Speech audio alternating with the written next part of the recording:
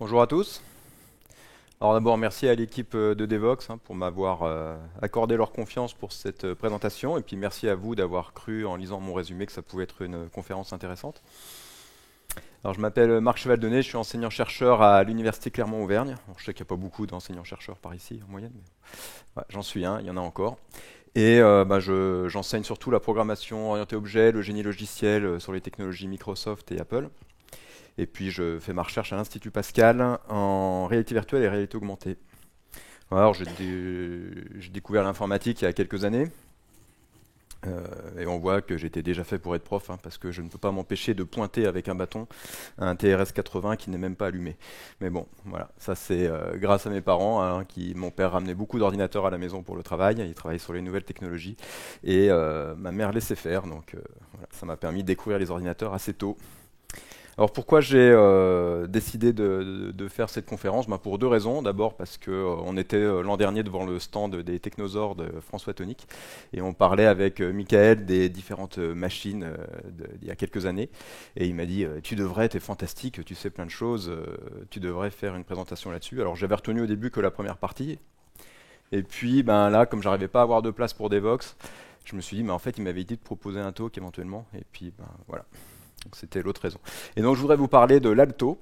L'Alto, c'est un ordinateur assez fantastique qui a été inventé par les informaticiens du Xerox PARC dans les années 70, au début des années 70, qui permettait d'utiliser des périphériques innovants à l'époque, une souris, et des interfaces graphiques modernes avec une quinzaine d'années d'avance.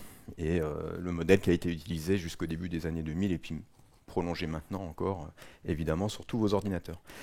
Et voilà, je vais vous parler de cette machine, mais avant, pour qu'on comprenne un peu mieux pourquoi c'était une machine innovante et en quoi le fait qu'elle soit restée secrète, c'est assez surprenant, je suis obligé de vous parler un petit peu de ce qu'il y avait en informatique à l'époque. Alors je remonte à l'époque, une dizaine d'années avant la création du parc Xerox.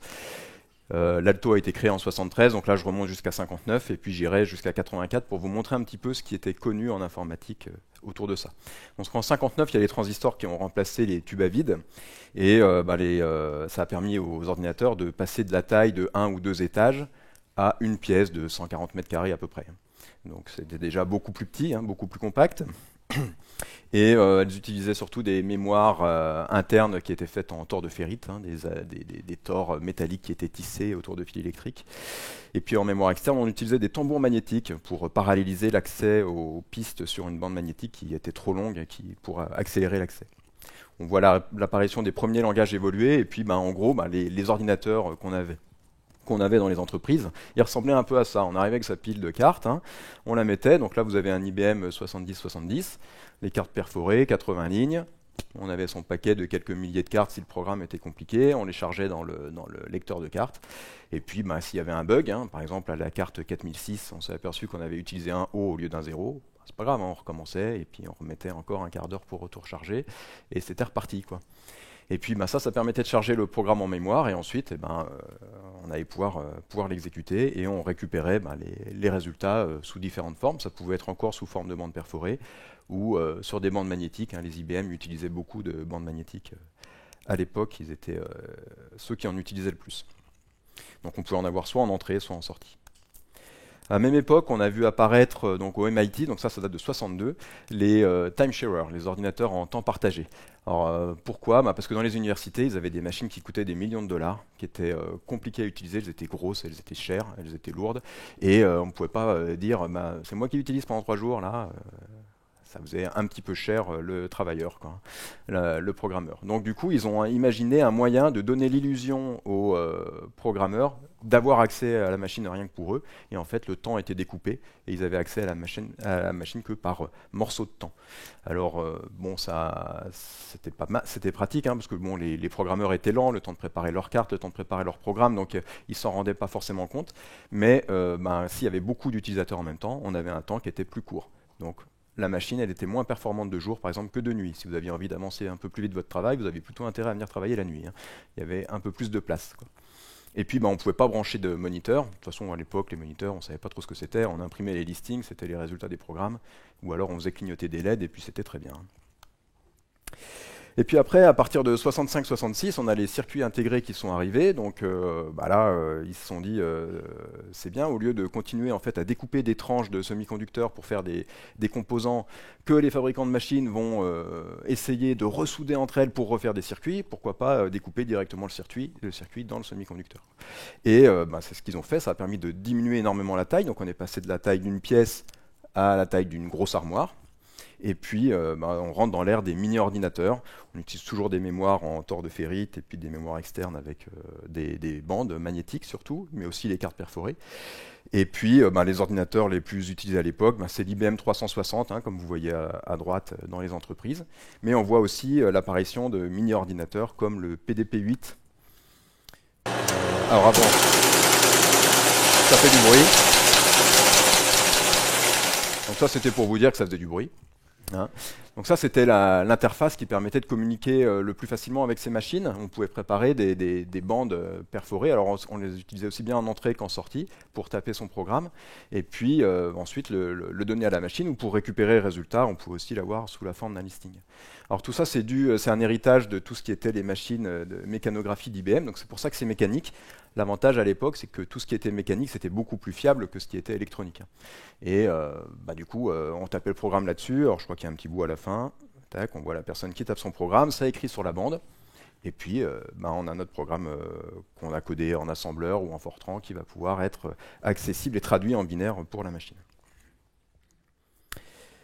Voilà, et je parlais du PDP-8, j'étais allé un petit peu trop vite. Donc ça apparaît sur la fin des années 60. On a des machines qui deviennent un peu plus confortables que les IBM, qui sont un peu plus accessibles, elles sont moins volumineuses, et on pouvait les programmer soit en utilisant la console. Et donc là, par exemple, vous vouliez rentrer un nombre, on avait 8 Swift à bouger, on rentrait avec une touche entrée, on en remettait encore quelques-uns, on rentrait, et puis quand on avait fait une erreur, on n'avait plus que nos yeux pour pleurer, il fallait recommencer. Et sinon, on avait de quoi brancher un autre télétype dessus, et puis on voit que la taille des programmes pouvait commencer à devenir assez conséquente, c'était assez rigolo. Et puis après, avec les évolutions, on a pu brancher des périphériques externes un peu plus intéressants, mais voilà, fin des années 60, début des années 70, on jouait avec ce genre de machine. Ça, c'est une machine qui a eu énormément de succès. Donc pareil, les mémoires internes étaient encore à tore de ferrite. Voilà, et puis après, la dernière période, que j'ai placée à peu près de 75 à je ne sais pas quand, j'ai mis 84 dans un premier temps, mais c'est l'époque des microprocesseurs. Et là, Intel commence à sortir les microprocesseurs, ça va permettre de réduire énormément les machines, et puis de le rendre accessible à n'importe qui. Alors bon, il aurait peut-être fallu que je parle de François Gernel, mais j'ai sélectionné l'Altair parce que c'est celui qui est le plus connu, c'est celui qui est devenu populaire grâce à la une du Popular Electronics. Et là, vous pouvez voir cette machine que vous pouviez acheter en kit. Alors vous receviez en pièces détachées. La plupart du temps, ça ne marchait pas. Donc c'était buggé, mais c'est pas grave. Il fallait la monter, on s'amusait avec. Et puis, vous voyez ce qu'il y avait derrière quand même. Donc hop, c'est pas ça, je reviens. Là, ce que vous avez derrière, c'est absolument rien. Il n'y a pas de sortie, il n'y a pas de quoi brancher un moniteur, il n'y a pas de quoi brancher une imprimante, il n'y a rien. Il n'y a pas de périphérique. La seule chose que vous avez pour jouer avec, c'est les petits switches. Et la seule sortie que vous avez, c'est les LED. Et alors ça a passionné tous les bricoleurs des années 70, à partir de 75. Ils ont sauvé l'entreprise MITS d'ailleurs qui était en train de couler parce que tout le monde en achetait et ils s'amusaient avec ça. Et puis alors là, ils se retrouvaient après dans des clubs comme le Homebrew Computer Club où ils pouvaient débattre ensemble et ils disaient regarde, moi j'arrive à faire clignoter 3 LED quoi. Et là, c'est quand même la classe quoi. Et donc dans ce genre de club, on voyait des gens comme le magicien Woz. Qui n'est autre que Steve Wozniak, le deuxième Steve de Apple, qui a fait la machine Apple qui est tout en bas. C'est la première qui ne s'est pas vendue. Je crois qu'il y en a eu 3 ou 4 exemplaires, je ne sais plus, peut-être même moins. Et puis après, avec l'aide de Steve Jobs, qui avait beaucoup de facilité à remarquer le talent chez les autres, ils ont fait l'Apple II en 77, et ce qui les a rendus riches. Ensuite, par la suite, il y a quand même un point qui est très intéressant, c'est l'existence de l'IBM PC. C'est quelque chose d'assez remarquable de la part d'IBM d'avoir réussi à avoir un virage aussi important et de sortir cette machine qui est nulle. Elle est vraiment horrible, mais ils ont quand même réussi à sortir quelque chose qui s'est vendu en plusieurs millions d'exemplaires alors que c'est une grosse boîte, et je ne sais pas s'il y en a parmi vous qui travaillent dans les grands groupes, donc le time to market, ça doit vous dire quelque chose, c'est pas évident. Hein. Plus on est gros, et plus c'est dur de sortir quelque chose. Bon, la preuve, hein, ils l'ont sorti, ils ne savaient pas écrire un OS, donc ils ont demandé à Bill Gates de le faire à leur place, il leur a fait MS-DOS. Donc en 81, voilà, c'était le top du top, c'était MS-DOS. Ça vous parle peut-être déjà un peu plus, hein, c'était beau. Donc pas de souris évidemment, un écran la plupart du temps monochrome, il y avait des fois 3 couleurs, et on pouvait éventuellement sur certaines vues déplacer le curseur avec les touches. Hein. Mais c'est tout ce qu'on avait. Quoi. Et puis après, la dernière étape qui amène à l'ère plus moderne de l'informatique, j'ai envie de dire, c'est l'apparition du Macintosh et puis des interfaces machines, d'interfaces graphiques utilisateurs, pardon, qui sont beaucoup plus élaborées et qui ressemblent beaucoup plus à ce qu'on a aujourd'hui, cet enchevêtrement de fenêtres, la métaphore de bureau, la souris, la possibilité de cliquer. Alors c'est pas vraiment le premier, hein, il y en a eu un autre quelques mois avant, qui était Lisa, qui était aussi fait par Apple, qui n'a pas marché. Et puis en fait, il y en a eu un autre avant, 2 autres même, mais bon, qui ont été faits par le parc Xerox et que je vais essayer de vous présenter aujourd'hui. Voilà, donc si je replace la période qui m'intéresse, moi je vais vous parler de la période qui est plutôt entre 70, 69 jusqu'au début des années 80. Donc pour vous rappeler, avant la panacée c'était l'IBM 360 et après cette période c'était l'Apple II. Quoi. Voilà, mais puis l'IBM PC en 81. Et l'Alto, il arrive en 73 et il fait mieux que le Macintosh 10 ans après. Et personne n'en a entendu parler. Vous aussi, parce que vous êtes plus fort que les autres. Et puis voilà, c'est tout. On va essayer de parler de ça. Alors comment ça a été rendu possible tout ça en fait, c'est Xerox qui s'est aperçu en 68-69, hein, donc son chef exécutif qui est Peter McAuliffe, donc c'est pas lui, qui s'est dit super, on a une boîte qui marche bien. Ils avaient fait beaucoup d'argent avec le copieur 914 en 59. Et puis il s'est dit par contre l'informatique ça monte. Moi je suis une boîte qui vit de copieurs et de papier. Si un jour il n'y a plus de papier, de quoi je vis? Hein, donc bonne question. Donc il s'est dit, on va anticiper, on va faire un centre de recherche pour étudier le bureau du futur et l'architecture de l'information. Mais en même temps qu'il s'est dit ça, c'était plutôt et on n'en fera rien. Hein, l'idée c'était plutôt de surveiller, comme ça. Si jamais il se passe quelque chose, on sera prêt. Mais tant qu'on peut vendre des copieurs, c'est plus simple, on sait faire. Et donc il est parti là-dessus, et puis une fois qu'il a décidé, qu'il a balancé ces 2 phrases choc, bureau du futur, architecture de l'information, il a délégué ça, puis il a dit aux gens, débrouillez-vous. Quoi. Donc il a embauché un universitaire qui s'appelait George Peck, qui en pouvait plus des manifestations pendant la guerre du Vietnam dans son université, donc il a décidé de partir, et il l'a embauché, et il lui a dit, voilà, tu me mets le centre de recherche à Palo Alto, en fait c'est pas lui, il y a encore un mec entre les deux, mais c'est pas grave, on s'en fiche, et tu te débrouilles, tu recrutes des informaticiens. Moi, je sais pas ce que c'est. Le gars, il était universitaire en physique, il a dit, moi non plus. Mais bon, c'est pas grave. Et il s'est dit, tiens, je vais embaucher ce gars-là, Bob Taylor, qui venait de quitter son job. Alors Bob Taylor, c'est une espèce de personne très remarquable et très remarquée, hein, qui était considéré par les gens qui travaillaient avec lui comme quelqu'un de 95% du temps adorable et charmant, et 5% du temps comme une bête arrogante et dure. Voilà. Donc il était hyper protecteur avec ses équipes, et insupportable avec ses chefs et les collègues qui étaient du même niveau que lui. Bon, il y avait quelques subordonnés qu'il avait dans le nez aussi, et qu'il a bien fait souffrir. Hein. Mais sinon, c'était quelqu'un qui était assez intelligent, et son objectif, lui, c'était de voir la machine de plus tard, c'est-à-dire celle qu'on a aujourd'hui. Il voulait l'ordinateur individuel, il voulait l'interface homme-machine qui travaille surtout par le sens visuel, il voulait que ces machines soient en réseau, et il voulait en gros le terme qu'utilisait un de ses chefs quand il était plus jeune, Lee Clyder, qui était la symbiose homme-machine, Man-Computer Symbiosis. Et donc il a travaillé à l'ARPA, c'est-à-dire au Pentagone, hein, l'Advanced Research Project Agency, où il a financé quelques projets, parce que lui techniquement il n'était pas très bon. Alors il avait compris qu'il fallait s'entourer de gens qui étaient bons. Et il était très très doué pour ça. Il faisait des conférences, il en faisait partout, il allait voir surtout les jeunes dans les universités. Dès qu'il arrivait quelque part, il disait « Montrez-moi vos meilleurs jeunes ». Je veux voir les plus talentueux. Et il avait un carnet d'adresses long comme le bras. Et comme il bossait pour le Pentagone, il était censé bosser sur la guerre des étoiles avec les soviétiques, mais il a quand même pas mal utilisé l'argent pour autre chose. Il avait un budget de l'ordre de 15 millions de dollars à peu près, donc c'était assez confortable pour organiser des conférences et puis draguer un petit peu tous ces jeunes qui étaient talentueux. Comme lui, il n'avait pas de thèse de doctorat, il s'en fichait un petit peu des diplômes, ce qu'il voulait, c'était du talent. Donc voilà, je vous ai mis une liste de projets qu'il a financés ou auxquels il a participé, que je trouve intéressants et qui permettent de voir un petit peu ce qu'est devenu l'informatique d'aujourd'hui. Alors le premier que j'ai retenu, c'est LINC, Laboratory Instrument Computer, qui a été fait par Wes Clarke en 62, d'abord au MIT. Et puis comme il a eu quelques soucis avec le MIT, après, la seule personne qui a accepté de le financer sans contrepartie, c'est Bob Taylor via l'ARPA. LINC, c'est le premier ordinateur individuel. Wes Clarke, qui s'en vantait, il disait « ça y est, j'ai fait le premier ordinateur portable ». Lui, il détestait les timesharers. Il disait que c'était pas à l'homme de s'adapter à la machine, que ça devait être la machine qui devait être un outil pour que l'homme soit meilleur avec cette machine. Donc, il voulait un ordinateur dédié à une seule personne, avec un retour visuel, et qu'on pouvait porter. Donc voilà, le premier ordinateur portable. Alors moi, plutôt que portable, j'ai plutôt envie de dire transportable. Après, bon, c'est vrai qu'il tient sur un bureau, hein, mais il est un peu gros. Et puis, bon, la garde-robe à côté, c'est l'ordinateur aussi. Hein.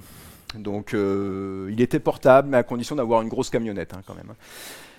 Bon, par contre, on avait quand même un retour visuel. Il y a un petit tube de William Skidburn, là, ce que vous pouvez voir sur la droite, là, le petit tube cathodique, qui permettait d'avoir des retours. On pouvait voir du texte, on pouvait voir quelques graphiques, et il y avait un petit peu d'interaction qu'on pouvait faire avec la console. Donc, effectivement, il a raison, il a fait quand même le premier ordinateur individuel. C'est pas super pratique, mais ça marchait. Il a déposé un brevet dessus en 62.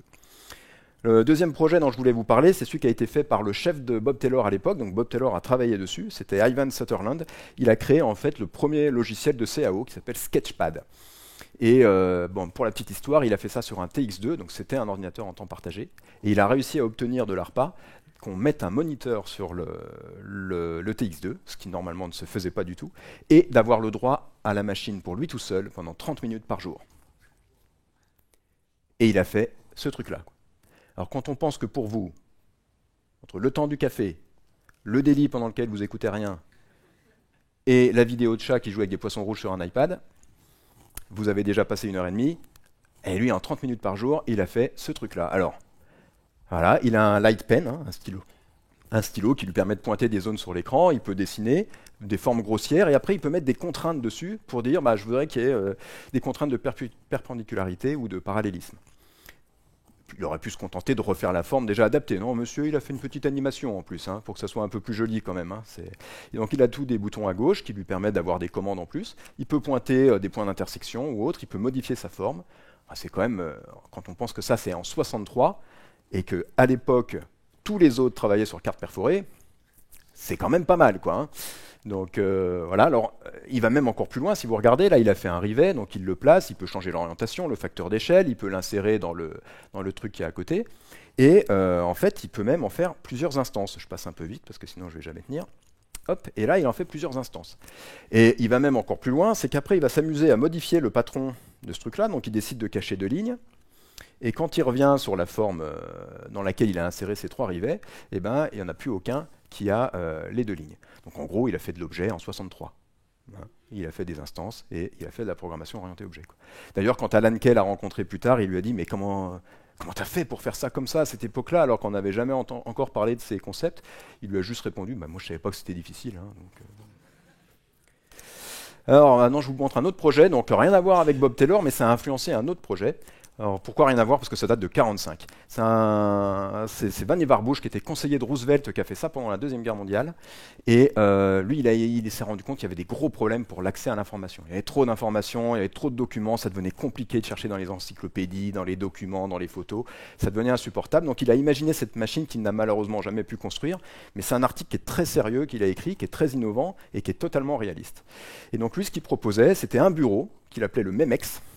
Alors, par contre, ça, je ne me souviens plus pourquoi, mais en tout cas, c'est un beau nom hein, quand même. Hein, et il avait à l'intérieur du bureau des microfilms. Donc sur la droite, il y a des microfilms qui sont stockés. Au-dessus, on a une console avec des boutons. Et vous pouvez voir au milieu 2 écrans. Donc ça permettait de projeter 2 documents. Tous les documents étaient stockés sur microfilm. On pouvait voir les documents. Et puis, c'est pas fini. Sur la partie gauche, vous avez un scanner. Bon, c'est pas un scanner hein, à l'époque, hein, on ne pouvait pas numériser, mais vous avez une caméra en dessous qui permet de filmer les documents et de les passer sur microfilm sur la partie de gauche. On pouvait donc les ajouter à la bibliothèque, on pouvait les annoter, on pouvait les relier, il a inventé l'hyperlien, l'hypertexte, on pouvait relier les documents, on pouvait rajouter des calques par-dessus pour faire des annotations, donc il a inventé les calques Photoshop. On pouvait rajouter des clés primaires pour pouvoir les retrouver plus facilement, il a inventé les clés primaires. Enfin, il a inventé pas mal de trucs, et puis, comme il avait le système de gestion de version en même temps dessus, il a inventé Git, quoi. Donc voilà, il s'est amusé avec tout ça. Il a proposé ce truc-là, mais malheureusement, ça s'est jamais fait. Il a écrit un article que vous pouvez lire qui est passionnant, qui s'appelle As We May Think, qui est vraiment très bien. Et je ne suis pas le seul à l'avoir lu. Il y a aussi Doug Engelbart qui a lu ça en 42. Alors pas en 42, enfin je crois qu'il avait déjà écrit l'article à ce moment-là. Donc la légende dit qu'il était dans une hutte traditionnelle sur une île isolée dans les Philippines parce que il était là-bas en tant que technicien radio-radar pendant la Deuxième Guerre mondiale et qu'il est tombé amoureux de cet article et qu'il a décidé de le refaire. Donc Doug Engelbart, c'est celui qu'on voit à droite, à gauche c'est un de ses employés qui s'appelle Bill English. Donc rien à voir, mais on voit bien la machine sur la photo, donc c'est pour ça que j'ai laissé. Donc il a décidé de refaire le même ex, mais en mieux. Il a repris les idées et il les a changées. Donc on peut voir que là, on a une petite console, un petit peu comme les trucs qu'on a sur les chaises bébés pour les enfants, pour les occuper pendant qu'on mange, là. Donc il a ce truc-là sur les genoux.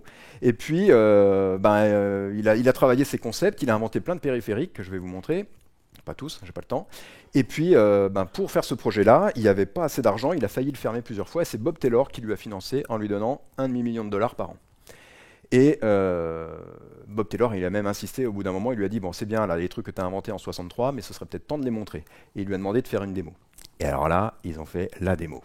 Hein, donc, écran large de 6 mètres de large, projeté directement dans l'amphithéâtre où il y avait des centaines d'informaticiens qui regardaient.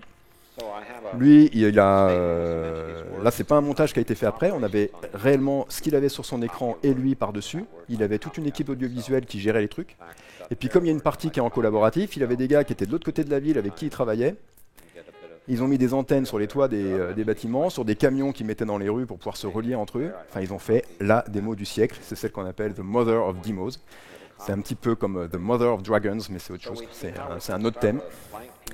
Et puis, voilà, c'est une vraie singerie, comme dirait mon fils. Donc, il a montré ces périphériques-là. Donc, on voit le clavier au milieu. À droite, la souris, la première souris de l'histoire, en 63. Bon, là, la démo date de 68. Et à gauche, un périphérique qu'on a totalement oublié, parce qu'il n'est vraiment pas pratique à utiliser. Hein, ils ont le droit de se planter quand même. C'est pas parce qu'ils inventent des trucs bien qu'ils n'ont pas le droit de faire des trucs nuls. Le keyset. Le keyset, il permettait, en faisant des combinaisons de touches, on pouvait faire jusqu'à 31 combinaisons. Il pouvait refaire toutes les lettres de l'alphabet. Alors je vois pas à quoi ça servait d'écrire avec un truc comme ça, plutôt qu'un clavier, mais bon, pourquoi pas. Et en tout cas, c'est un peu l'ancêtre des touches commande, option, alt, shift et ces trucs-là. C'est un petit peu ce qu'il en est resté. Et donc là, on le voit qui manipule. Donc je sais pas si vous voyez bien sur l'écran, mais il y a un curseur qui bouge quand même. Donc il bouge la souris. Donc là, les autres, ils sont dans l'amphi, là, comme vous. Hein, vous êtes médusés devant moi. Ben, eux, ils étaient pareils. Là, ils comprenaient pas ce qui se passait. Ils regardaient ça et ils disaient, mais qu'est-ce qu'il nous a fait, lui, quoi. Et il fait des hyperliens, il clique, là il a carrément une image, il clique sur le texte et puis il va arriver sur d'autres pages. Alors là, c'est 68, hein. On travaille avec des IBM, ou mieux un PDP où on met sa bande perforée, quoi. C'est quand même, je ne vais pas être grossier, mais c'est impressionnant, quoi. Et puis, bon, là, je vais un petit peu plus loin pour vous montrer, parce que j'ai pas le temps de tout montrer. Et puis, à un moment, donc, il montre un petit peu comment ça marche, tout ça. Et il se connecte avec un de ses gars, là, Bill Paxton, et ils vont carrément faire du travail collaboratif. Alors lui, il est carrément de l'autre côté de la ville, hein. Il n'est pas dans la salle à côté, il est de l'autre côté, quoi. Et ils arrivent à se connecter. Et donc, à un moment, vous allez voir, les curseurs, ils sont pas très beaux, hein. La démo ne vous impressionne peut-être pas. En 68, c'est moche, c'est en noir et blanc, tout ce que vous voulez, mais tous les concepts, ils sont là, quand même, quoi. Tout ce qu'on fait aujourd'hui, c'est là, hein. Et Teams, ça marche pas aussi bien. Et donc là, vous avez les différents curseurs. Je ne sais pas si vous avez eu le temps de voir. Voilà, alors là, il y a celui de Doug Engelbart qui est en train de bouger. Et là, on a celui de Bill Paxton à côté qui bouge ici, quoi. Donc voilà, ils ont repris tous ces concepts-là. Ils ont même inventé les problèmes de communication de Covid-19 en 2020. Avant l'heure, quoi. D'accord, hein, on peut les entendre. I'm also. We're still on? Yes. We hear you. Tu m'entends? Oui, je t'entends. Tu m'entends? Oui, je t'entends. On a fait ça pendant pas mal de mois. Hein. Et ben, eux aussi, ils l'ont inventé dès 68. Quoi. How do you say go ahead with a mouse? Allez, je continue rapidement avec deux autres projets qui ont beaucoup influencé Bob Taylor. Il a participé en tant que successeur de Leak Lider, qu'on appelait Leak, et prédécesseur de Larry Roberts au premier Internet, en fait, ARPANET. Donc il en a financé une grosse partie en 69 avant de quitter l'ARPA. Et le but, c'était de créer ce que Leak appelait l'Intergalactic Network of Mainframes, donc de permettre à plein de communautés qui avaient chacune leur propre timesharer qui était différent, de travailler ensemble pour échanger les informations. Parce qu'avant, la seule solution qu'ils avaient pour ça, c'était de faire une publication scientifique. Le truc le plus inexploitable possible. Quoi. Vous attendiez des mois que ça sorte pour le lire, et puis c'était trop tard, vous aviez déjà évolué sur autre chose. Quoi. Et enfin, le dernier projet, mais je ne sais pas si je vais avoir le temps, il voulait absolument que les timesharers soient plus faciles à utiliser pour tout le monde. Parce qu'un timesharer, c'était à peu près 300 utilisateurs, mais c'était des millions de dollars, et il n'y avait que les grosses universités qui pouvaient se le payer. Et donc, Bob Taylor, il voulait que ça soit plus accessible à tout le monde. Donc il a fait fabriquer à SDS le SDS 940, qui était un timesharer pour 10 à 20 utilisateurs et qui coûtait que 173 000 dollars.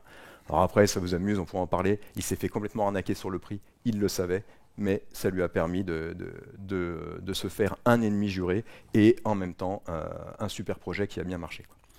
Et puis bon, bah voilà, après avec l'ARPA, il y a eu la guerre du Vietnam, donc on lui a demandé de bien vouloir partir au Vietnam, régler les problèmes d'information qu'il pouvait y avoir entre les différentes troupes. On lui a réduit son budget, donc il a commencé à en avoir marre, et il est parti. Et c'est là que George Peck apprend qu'il est parti au Xerox PARC, et il se dit, ben super, on me demande de faire un labo avec des informaticiens. Moi, je ne sais pas comment ils s'appellent, je ne sais pas où ils sont, mais je sais que ce gars-là, il l'avait rencontré via Wes Clark sur le projet Link. Je sais que ce gars-là, il a un réseau long comme le bras. En plus de ça, Xerox, ils disent, on a du pognon. Tu peux y aller, tu peux mettre des salaires 25 à 50% au-dessus de ce qui se fait habituellement. Ils sont en train de chuter dans le public, les autres entreprises n'arrivent pas à s'aligner. Donc ils disent à Bob Taylor, s'il te plaît, recrute-nous des informaticiens avec tout le fric que tu veux, quoi. Voilà, c'est peinard, hein, c'est quand même assez facile. Donc le Xerox PARC, il décide de le faire, donc à la tête, de le faire en 3 labos. Le General Science Laboratory en bas, dont je ne vais pas parler parce que c'est le labo des physiciens, et 2 autres labos d'informaticiens. Donc le Computer Science Laboratory, qui est plutôt fait de hard en gros, hein, c'est plutôt le hardware si je simplifie, et le System Science Laboratory, donc les systèmes, mais plutôt la partie soft, quoi. Soft et système. Et donc, quand on s'appelle Bob Taylor, qu'on a un gros réseau, comment on fait pour former une équipe? On va piller les équipes des autres. Donc, il est allé voir l'équipe de BCC, qui était une entreprise qui avait énormément repris ceux du Project Genie, là, le SDS dont je vous ai parlé, pour faire un timesharer accessible à tous. Et donc, il leur a dit, vous voulez venir avec moi? Le chef, il a dit sûrement pas. Les autres, ils ont dit, bah oui, pourquoi pas. Il les a tous pris. Donc, il voulait en prendre 3, finalement, ils sont venus à 6. Et puis, bon, bah voilà, il a son équipe hardware. Et puis pour le System Science Laboratory, il est allé au Stanford Research Institute, donc celui qui avait fait le NLS, le Online System de Doug Engelbart, avec la souris et tout ça. Et il allait les voir. Doug Engelbart, il a dit non, non, c'est bon, moi j'ai mon équipe. Donc il allait voir Bill English, hein, celui qui était sur la photo d'à côté. Il lui a dit, t'en as pas marre de travailler dans l'ombre de Doug depuis des années? L'autre il a dit, si, tu veux pas venir? Ouais, je viens avec 12 gars par contre, hein. Je t'en prie, viens. Et donc il a pillé les équipes qu'il connaissait, comme ça il a formé son équipe. Voilà, donc qu'est-ce que j'avais prévu de dire de plus là-dessus? Rien, quoi. Si, voilà, il a le hard, il a le soft, et il lui manque un gars comme lui qui a une vision. Parce que lui, il manque un peu de crédibilité parce qu'il n'est pas technicien. Donc il lui faut quelqu'un qui est visionnaire et qui a une technique. Et comme quand il était à l'ARPA, il faisait plein de conférences, il faisait venir des gens invités, il se souvient qu'il a fait venir un gars, un peu fou, un peu prophète sur les bords, et qui avait une vision du futur qui était un peu proche de la sienne, mais il était encore plus barge. Et ce gars, il s'appelle Alan Kay. Et donc du coup, il a décidé de le faire venir et il l'a recruté au SSL. Donc Alan Kay, c'est toujours pareil, c'est toujours la même coiffure, la même moustache, les mêmes polos, les mêmes baskets, encore aujourd'hui. Si vous voulez voir si les années passent, il suffit de regarder la couleur des cheveux et de la moustache. Mais sinon, c'est le même look tout le temps. Et lui, c'est un mi-geek, mi-prophète et remi-geek guerrière. C'est un petit peu tout ça. Et ce qu'il a présenté en 68-69 dans sa thèse, au milieu des citations de Khalil Gibran et de Jean-Sébastien Bach, c'est ce qu'il voulait faire dans l'informatique plus tard, c'est le Dynabook. Le Dynabook, c'était en gros un truc de fou, personne ne pourrait l'imaginer aujourd'hui.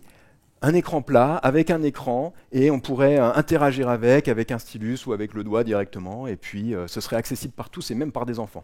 En général, à chaque fois qu'il présentait quelque chose, il mettait des enfants dedans, hein. Il faisait plein de dessins, et d'ailleurs ça lui a valu pas mal de critiques, parce que plein de monde pensait qu'il n'était pas crédible à cause de ça, quoi. Bon, en gros, il propose l'ordinateur portable et la tablette en 68. Alors est-ce que c'est hyper innovant? Je ne sais pas, parce qu'on voit quand même déjà des tablettes dans 2001, Odyssée de l'espace aussi en 68, donc il ne devait pas être le seul à avoir l'idée, mais en tout cas tout le monde l'a pris pour un fou à l'époque. Donc voilà, il l'a récupéré dans le parc. Alors le parc, à quoi ça ressemblait à l'époque, comment on vivait là-bas? Comme aujourd'hui dans vos grands groupes, on arrivait à vélo, on le laissait dans le couloir. On allait à l'orchestre commun le midi, on faisait un tennis, un petit foot. Et puis Bob Taylor, il avait instauré le weekly en fait, hein. Donc le weekly, c'était comment? On vivait dans des poufs. Ils les mettaient dans des poufs, ils étaient assis dans des fauteuils comme ça, et puis ils avaient les confs entre eux. Et l'idée, c'était de casser celui qui parlait, quoi. Donc comme ils avaient tous des égos surdimensionnés, parce qu'ils étaient tous hyper talentueux, ils s'envoyaient des fions dans tous les sens, et le but c'était de casser l'idée de l'autre.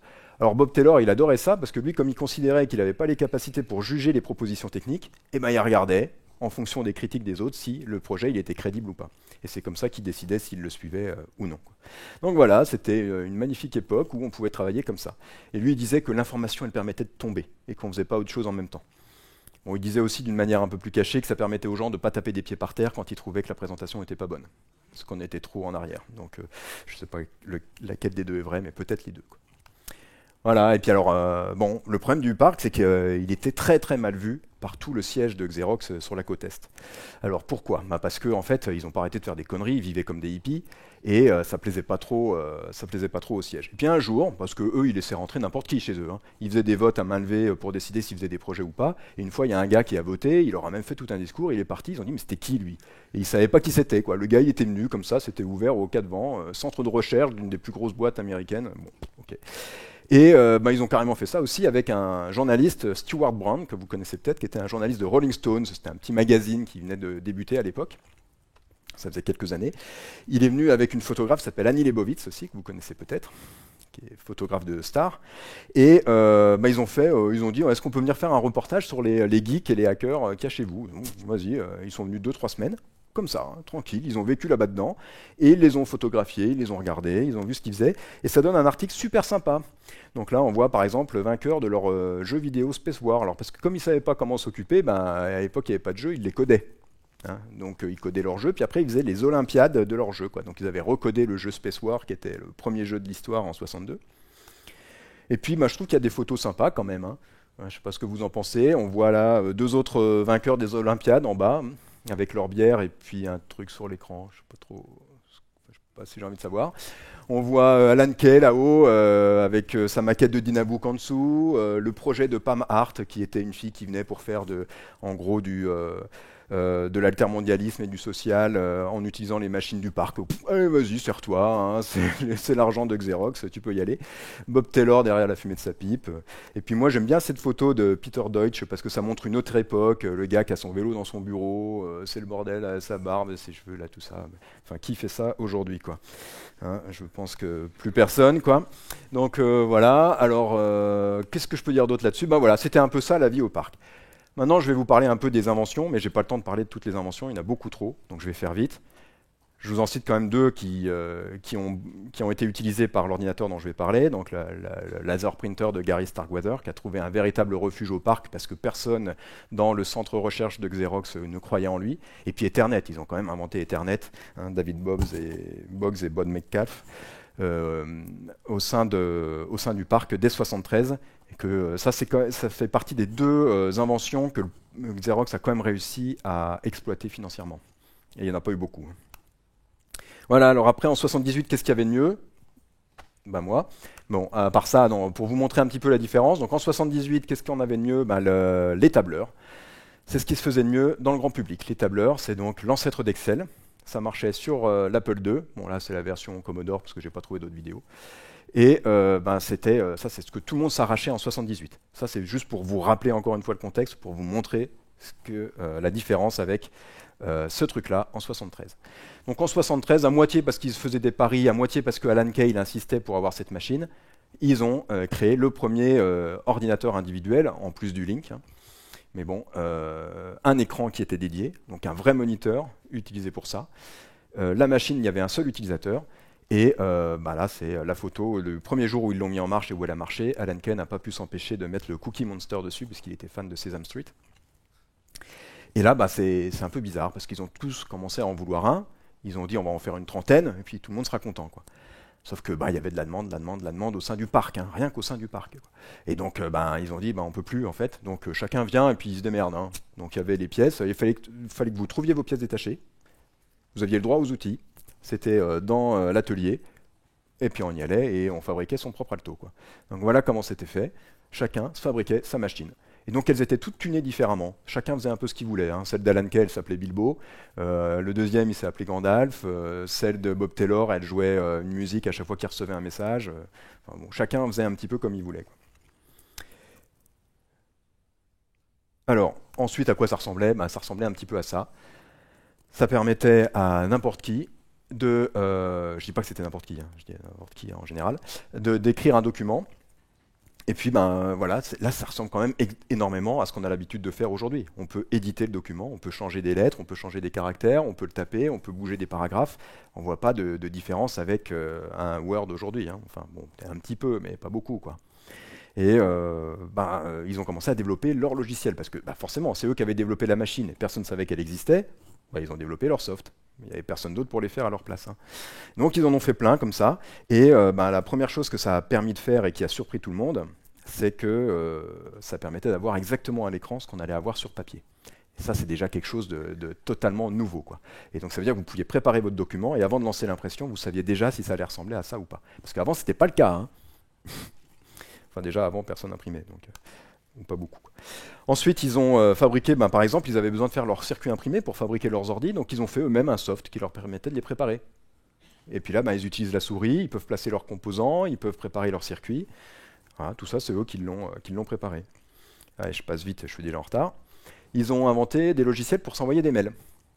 Donc, le premier s'appelait Laurel, après il y a eu une deuxième version qui s'appelait Hardy, et ça leur a permis de s'envoyer jusqu'à 600 messages par jour quand même. C'est-à-dire qu'en 73-74, ils fonctionnaient comme vous aujourd'hui, à pas aller voir le voisin qui est dans le bureau d'à côté dans l'open space. Vous lui envoyez un petit message, ça va plus vite, et puis il le faisait déjà, quoi, il y a 50 ans. Et celui qui a certainement le plus exploité l'alto, c'est Alan Kay. Et Alan Kay, il avait sa vision, il disait, mais le problème, c'est que l'écran, il est un peu trop petit, j'aurais bien aimé mettre plus de choses dessus, et plus on essaye de faire de choses, et plus le logiciel il devient compliqué, et plus le code il va devenir compliqué, et pourquoi on ne pourrait pas faire un truc qui reste simple tout le temps, quoi. Par exemple, moi je regarde une télé, j'ai pas besoin de savoir comment elle fonctionne pour pouvoir l'allumer et pour pouvoir l'utiliser, quoi. Moi j'aimerais bien que les objets ils restent simples. Et que ça soit un peu comme des boîtes noires, on leur envoie un message, on leur dit je veux que tu fasses ça, et puis ça le fait, et on n'a pas besoin de se poser la question de savoir comment c'est fait à l'intérieur, quoi. Et donc en gros, il a dit tiens, on va inventer un langage qui va permettre de le faire, et en une page A4, il a défini le Smalltalk, qui est le premier langage objet qui a vraiment été implémenté. Et le Smalltalk, ça lui a permis ensuite de faire énormément de choses. Alors il avait du mal à travailler tout seul. Lui, il avait besoin qu'on l'écoute, hein. Il partait dans ses délires qu'il appelait l'ID Space. Et il fallait qu'il y en ait d'autres autour de lui pour l'écouter et faire mûrir les idées, quoi. Et il y en avait un notamment qui était hyper bon techniquement, qui était bien meilleur que lui, mais qui n'avait pas autant d'idées que lui. C'était son filtre de réalité, il lui disait en gros si c'était réalisable ou pas, qui s'appelait Dan Ingalls. Et Dan Ingalls, il lui a dit oui, ton truc, moi je veux bien le coder. Donc il lui a codé Smalltalk. Et ensuite, il a imaginé la métaphore de bureau, parce qu'il disait j'ai pas la place sur mon écran pour tout mettre, comme sur mon bureau. Sur mon bureau, je fais chevaucher les pages, je fais chevaucher les documents, et puis je m'en sors comme ça, quoi. Et donc ils ont ensemble créé la métaphore de bureau qui est devenue l'interface graphique utilisateur qu'on connaît aujourd'hui. Et ça, ça date de 74-75. Quand ils ont fait les démos au reste du parc en 75, les autres ils en revenaient pas, hein. On pouvait mettre des menus, on pouvait faire apparaître des menus contextuels, ils n'ont pas compris d'où ça sortait, quoi. Allez, je passe un peu plus vite sur toutes les autres bêtises qu'ils ont pu faire avec l'alto. Lui, comme il adorait la musique, il n'a pas pu s'empêcher de brancher son clavier. Et puis, il avait fait un outil pour pouvoir composer dessus directement. Donc, il tape les touches et puis ça s'affiche directement sur la partition. Ils ont fait des outils de dessin. Donc, en gros, ils ont fait du Photoshop, hein. On pouvait copier-coller des morceaux, les couper, les mettre ailleurs, les déplacer. Tout ça, c'est sur les premières versions de l'alto. Voilà, ça permettait de faire des trucs sympas, des organigrammes, on peut copier-coller des bouts, les déplacer. Il y en a un autre parmi eux qui s'appelait Dick Shoop, qui lui a changé, il a connecté son alto à un moniteur couleur, et il a récupéré des flux vidéo, et il a commencé à faire des effets spéciaux. Donc il s'amusait à faire des intégrations à l'intérieur de l'image, il a permis de faire des animations procédurales, et il a travaillé avec un artiste qui est venu bosser avec lui pendant 2 ans, de 73 à 74, qui s'appelait Alvy Ray Smith, et avec leur tablette graphique, ils ont imaginé des animations, et par exemple, on voit sur ce bout-là, il s'amusait à faire une animation de jambes qu'il arrivait à mettre sur plusieurs personnages, comme ça, à répéter de manière procédurale. Et on dirait pas comme ça, hein, mais c'est quand même quelque chose de hyper innovant pour l'époque. Et Alvy Ray Smith, pour la petite histoire, il est ensuite parti chez Lucasfilm, et c'est un des cofondateurs de Pixar. Voilà, et enfin, un des logiciels les plus importants, je pense, fait au parc, en tout cas celui qui a le mieux, le plus marqué, c'est Bravo et Gypsy. Alors je vais le présenter une seule fois, mais Bravo c'est l'éditeur de texte, et Gypsy c'est l'interface homme-machine qui permet d'utiliser l'éditeur de texte. Et donc là on voit Tim Mott qui a bossé avec Larry Tesler sur la partie interface graphique, et c'est Charles Simonyi qui a fait l'éditeur de texte, et Charles Simonyi il est ensuite parti chez Microsoft pour faire Word. Je ne sais pas s'il faut lui dire merci, mais en tout cas, c'est un nom qui est resté, quoi. Et donc, cet éditeur de texte, il permettait de faire exactement ce qu'on fait avec un éditeur de texte aujourd'hui. Alors, comment c'est né? C'est né du fait qu'il y avait un gars, qui a un nom qui ne s'invente pas, il s'appelait Darwin Newton, qui travaillait chez Gin, qui était une succursale de Xerox, qui s'est dit un jour, ils sont bien gentils chez Xerox, mais je paye une taxe recherche tous les ans et je ne sais pas à quoi elle sert, quoi. Donc il s'est dit, attends, on va aller frapper chez eux. Il est allé, il leur a dit, dis donc, vous n'avez pas des trucs à me donner au niveau recherche, quoi? Alors ils lui ont dit, je sais pas, comme tu veux, qu'est-ce que tu fais? Alors il dit, j'édite des manuels scolaires. On va le faire ensemble. Et ils ont créé le logiciel en se basant sur leur façon de travailler. Donc ils ont fait du job shadowing pour voir comment il fonctionnait. Ils ont même fait des tests du magicien d'Oz, c'est-à-dire qu'ils leur ont laissé les altos et ils leur ont dit vas-y, dis-nous comment tu ferais pour travailler avec ce truc-là. Et puis c'est comme ça que les commandes copier, coller, couper, les clics droits, les menus contextuels sont apparus. Tout ça parce qu'ils ont travaillé avec les utilisateurs finaux. Et donc c'est certainement un des premiers softs qui a été réalisé en partenariat avec les utilisateurs finaux. Bon, j'ai pas trop le temps de tout vous montrer, mais Alan Kay il était passionné par l'éducation, donc il a travaillé avec Adele Goldberg et Dinah Mary dans les écoles. Il se pointait avec les altos et il faisait programmer les gamins. Il leur faisait programmer des applications de maths ou des choses comme ça. Alors, inutile de vous dire qu'au siège, quand ils ont appris que les altos, ils étaient dans les écoles alors que c'était confidentiel, ils n'ont pas compris ce qui se passait. Donc Alan Kay leur a dit « mais je ne savais pas qu'on n'avait pas le droit de le faire ». Oui, on se demande pourquoi il avait pris une camionnette la nuit pour les transporter du coup, mais bon, il dit qu'il ne savait pas. Voilà, et donc ils leur ont fait faire plein de choses, et moi je trouve que cette période-là, elle est passionnante, parce qu'on sent qu'il y a ce côté hippie dans le parc, il y a ce côté créativité, et qui malheureusement s'est effondré assez vite après, vers la fin des années 70. Pourquoi? Pour plusieurs raisons. D'abord parce que le Xerox PARC n'a jamais été capable d'exploiter tout ce qu'ils avaient. Ça c'est dû à plusieurs raisons, c'est dû au fait que c'était une trop grosse boîte, et que la plupart des gens qui étaient au-dessus, c'était des vendeurs de photocopieurs, et tout ce qu'ils voyaient, c'était que ça allait leur piquer leur boulot. Et donc ils ont tout fait pour l'empêcher. Et ensuite, c'est que c'était eux les décideurs, et eux n'utilisaient jamais les ordinateurs. Ils n'ont jamais eu besoin d'utiliser les ordinateurs. Donc ils ne se rendaient pas compte de ce que ça apportait. Par contre, si vous aviez laissé l'alto à une secrétaire, parce qu'ils en ont laissé un petit peu partout au siège pour qu'elle les utilise, quand ils les récupéraient pour maintenance, les secrétaires, elles pleuraient en disant « rendez-le-moi s'il vous plaît ». Quoi. Donc elles se rendaient compte de ce que c'était. C'était les vraies utilisatrices, et en fait Xerox n'a jamais réussi à voir qu'il y avait quelque chose derrière. Ils n'ont jamais réussi à l'exploiter. Alors ils ont essayé quand même, mais le mythe nous dit qu'ils se sont fait piquer et damer le pion par un Steve Jobs qui un jour a débarqué chez eux et qu'il a tout piqué. Alors ça c'est le mythe, c'est un petit peu plus compliqué que ça. Là je vous passe un extrait d'un film que je vous conseille de regarder qui est très sympa, qui s'appelle Les Pirates de la Silicon Valley, où ils ont essayé de remontrer un petit peu cette époque-là, qui est très marrante. Donc là on voit une actrice qui joue le rôle d'Adele Goldberg au moment où elle fait la démonstration au personnel de Xerox, où elle leur montre la souris. Et puis on voit, par exemple pour les plus vieux d'entre vous, Noah Weil, qui jouait Dr Carter, je crois, dans Urgence, et qui fait Steve Jobs, voilà, c'est lui, là, on va le voir arriver en voiture, hop. Voilà, et il le fait très bien, les acteurs sont très bons. Et on voit les démos, et tout ce qu'ils mettent dedans, c'est assez vrai, c'est quand même assez réussi. Il y a 2-3 trucs qui sont un petit peu exagérés, mais il y a pas mal de choses qui sont vraies. Tout ce qu'on sait, c'est qu'il y a vraiment eu des démonstrations pour Apple. Il y a vraiment eu 2 jours de démonstration. La première était prévue, et ils ont montré que des choses qui n'étaient pas classées. Adele Goldberg, qui a fait toutes les présentations avec Larry Tesler, dit qu'il n'y avait pas de problème, ça ne lui a pas posé de problème. Par contre, elle a été surprise par la deuxième démo qui a eu lieu 2 jours après, où on leur a demandé de montrer des choses confidentielles. Elle s'y est opposée, elle ne voulait pas qu'Apple récupère tout ça, alors que Larry Tesler, lui, il n'était pas contre, parce qu'il voyait bien que Xerox était incapable d'utiliser le potentiel de ce qu'avait sorti le parc Xerox. Donc, Adele Goldberg s'est opposée à la deuxième démonstration, mais le coup de fil est arrivé du siège, on l'a forcé, on l'a ordonné de montrer tout ce qui était confidentiel à Steve Jobs.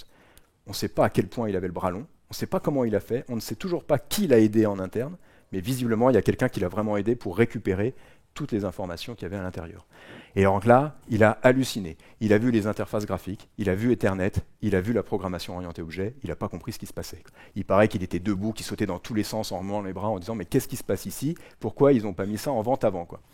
Bon, L'histoire, elle est certainement un peu plus compliquée que ça, parce qu'à l'époque, ils bossaient déjà sur le Lisa, et ils avaient déjà des interfaces homme-machine, mais qui étaient beaucoup moins évoluées. Donc tout ce qu'il a vu là, ça les a forcément influencés. Ils avaient prévu d'utiliser la souris, mais pas à ce point-là, quoi. Ce qui est sûr, c'est que si le Xerox PARC a influencé, a aidé Apple à gagner quelques années, ça a surtout détruit le Xerox PARC, parce que les chercheurs se sont aperçus que tout ce qu'ils avaient fait n'était pas reconnu par leur siège, mais reconnu par d'autres boîtes ailleurs. Et ça a fait démarrer l'exode de la première génération des informaticiens du Xerox PARC. Et on peut dire que c'est la visite de Steve Jobs qui l'a précipité, quoi. Voilà, j'ai plein d'autres choses à vous raconter, mais j'ai pas le temps. Il me reste 13 secondes. Donc, je vous remercie de m'avoir écouté.